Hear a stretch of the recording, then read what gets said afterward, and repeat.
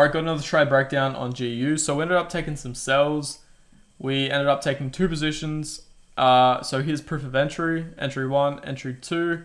Now we ended up trimming at our take profit 1 and 2 pretty early on, and our take profit 3 finally got met after a while, and then our draw on liquidity ended up being met shortly after. So going into our buys, we were bearish. We were looking for price to trade up into this 4-hour fair value gap. Now I was waiting for a medium time frame confirmation. After we did so, so this 15-minute bullish fair value gap, I was waiting for it to be inverted. Shortly after, yeah, we got our inversion, but while this was happening, I was actually waiting for price to accumulate after this 4-hour candle.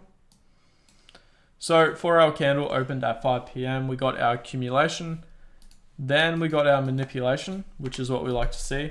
And within that manipulation, we actually created SMT. So on GU, we created a higher high. On EU, we created a lower high. And we were just correlating with the dollar.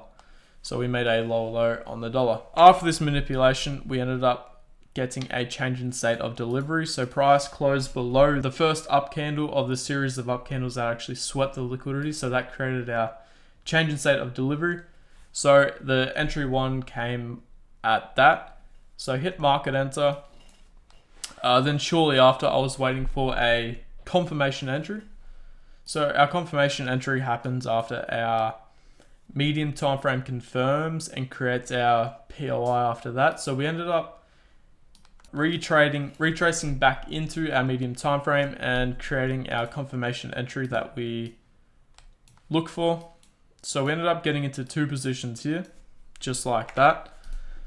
Now, after rejecting all these levels, we were above the midnight open, so that's another confirmation there.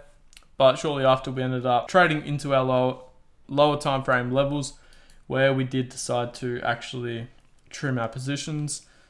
So first TP, we trimmed 20%. Second TP, I trimmed 10% of my bigger position, while trimming 20% of my smaller one.